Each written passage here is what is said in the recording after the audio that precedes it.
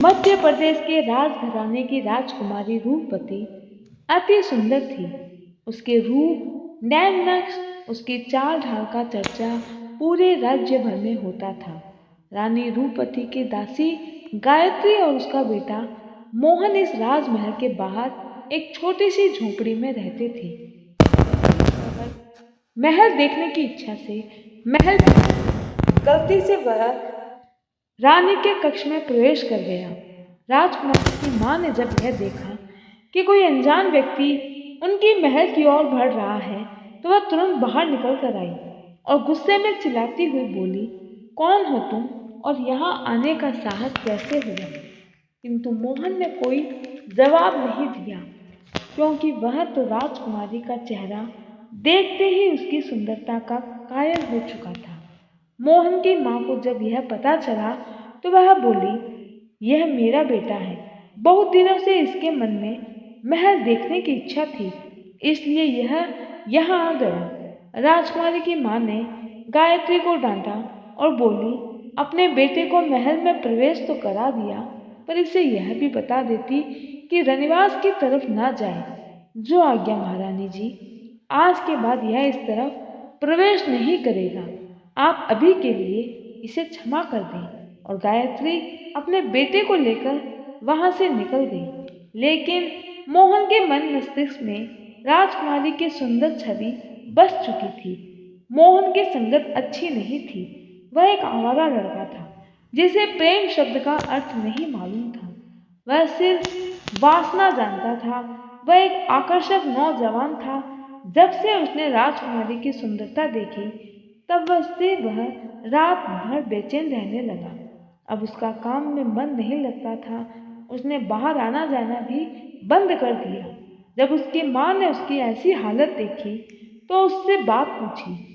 तब मोहन बोला, माँ, जब से मैंने राजकुमारी को देखा है, मेरा मन बेचैन रहता है और यह तभी शांत होगा जब उससे मेरा विवाह होगा। बेटे की इन बातों को माँ ने बिल्कुल भी गंभीरता से नहीं लिया और छिड़कते हुए बोली, यह फालतू की हंसी ठिठोली अपनी माँ से मत कर। तुझे तो हर दूसरे दिन किसी से प्रेम हो जाता है, और जिसकी बात तू कर रहा है, अगर महारानी को पता चला तो वह हम दोनों माँ बेटे को जिंदा दफना देगी। आज तो तूने कह दिया है, लेकिन अब अपना मुंह बंद रखना। अगर किसी ने सुन लिया तो हम माँ बेटे की खैर नहीं। लेकिन मोहन ने अपनी माँ से स्पष्ट कह दिया, अगर राजकुमारी रूपवती से उसका ब्याह नहीं हुआ तो जिंदगी में कभी वह ब्याह नहीं करेगा। अगर आप में हिम्मत नहीं है तो मैं कह देता हूँ महारानी से। अब गायत्री अपने बेटे की जिद के आगे मजबूर हो गई। वह रोज महारानी के दरबार में जाकर उनकी सेवा करती। वह उनसे मोहन के साथ राजकुमारी के ब्याह की बात तो करना चाहती थी, पर हिम्मत नहीं जुटा पाती। कुछ दिन तक ऐसे ही चलता रहा। फिर एक दिन महारानी ने पूछ ही लिया, क्या बात है गायत्री? कोई ऐसी बात है जो तुम मुझसे कहना चाह रही हो पर कह नहीं पा रही हो? तुम मेरे लिए खास हो। तुमने जी जान से मेरी सेवा की है, इसलिए बोलो। गायत्री ने डरते डरते महारानी को कहा। राजकुमारी के प्रति मोहन की आसक्ति और उसकी जिद के बारे में सब कुछ बता दिया। महारानी ने सारी बात बड़े ध्यान से सुनी।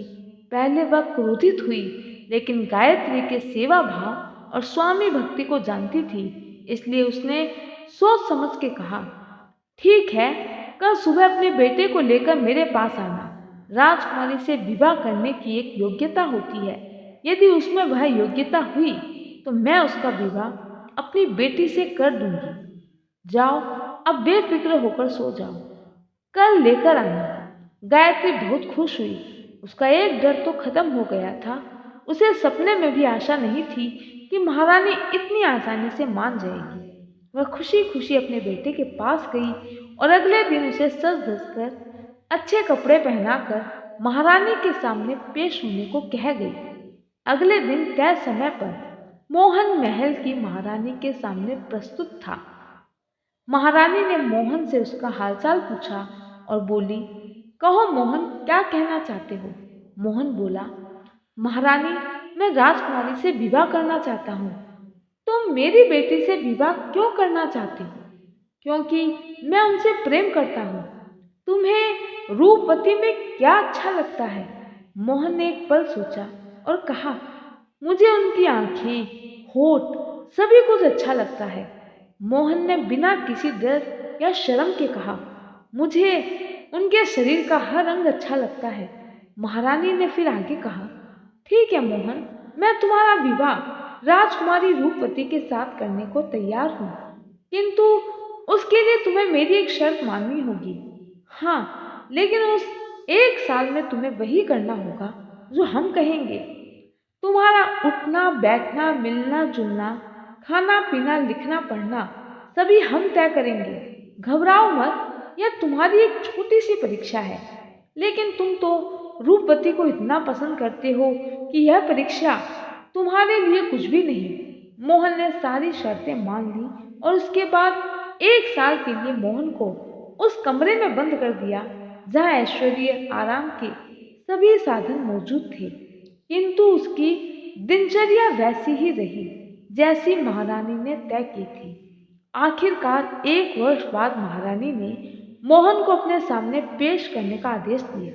मोहन महारानी के सामने आया और महारानी ने उससे कहा, तुम मेरी परीक्षा में उत्तीर्ण हुए मोहन, तो बताओ कब करोगे विवाह? विवाह? किससे महारानी? मेरी पुत्री से, जिससे तुम प्रेम करते हो। आपकी पुत्री रूपवती? वह तो सिर्फ एक देह है और मेरी देह वासना अब समाप्त हो चुकी है महारानी।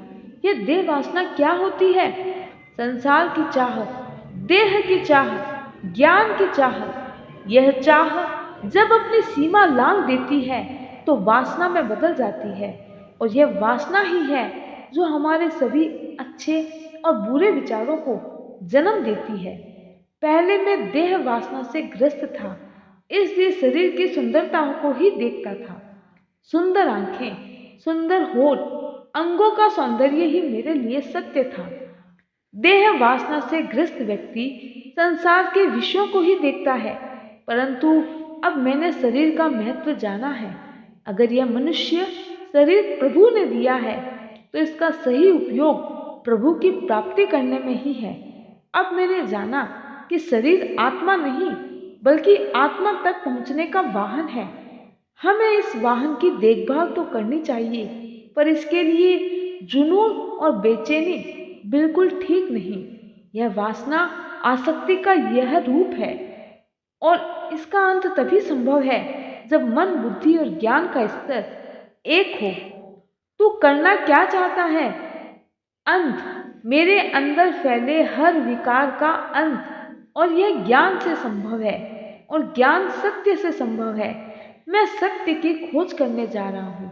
बेटे के मुंह से ऐसी बातें सुनकर गायत्री ने अपना सिर ढूंढ लिया। वह समझ गई लड़का हाथ से चला गया है, अब वह कहीं साधु न बन जाए। वह दौड़ी दौड़ी महारानी के पास पहुंची। महारानी, महारानी, आपने एक साल तक मेरे बेटे को ऐसा क्या पाठ पढ़ाया जो वह ऐसी बहकी बहकी बातें कर रहा है? तब महारानी ने बताया कि शर्त के अनुसार मैंने उसे भोजन के रूप में सिर्फ शाकाहारी सात्विक भोजन दिया, पढ़ने के लिए भगवत गीता दी, और रोज हमारे कुल गुरु उसके पास जाते और गीता का एक श्लोक उसके सामने पढ़ते और व्याख्या करते। महारानी कुल गुरु से पूछती है, तो बताइए कुलगुरु, क्या सिखा दिया आपने मोहन को पिछले एक साल में? कुलगुरु मुस्कुराकर बोले, इसका उत्तर मोहन ही दे सकता है। गुरु की आज्ञा पाकर मोहन ने बताया, हर व्यक्ति में अच्छी और बुरी वासनाएं होती है। बुरी वासनाएं बंधन का कारण है। वे आपराधिक और विध्वंसक व्यक्ति को जन्म देती है।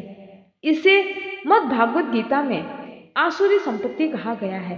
अच्छी वासनाएं मनुष्य को बंधन से मुक्त करती है। वे सकारात्मक और रचनात्मक वृत्ति को जन्म देती है, जिसे गीता में दैवीय संपत्ति कहा गया है। अच्छी संगत, सात्विक भोजन, सत्संग और ज्ञानवर्धक किताबें रचनात्मक सकारात्मक वृत्ति को जन्म देती है और पाप करने से रोकती है।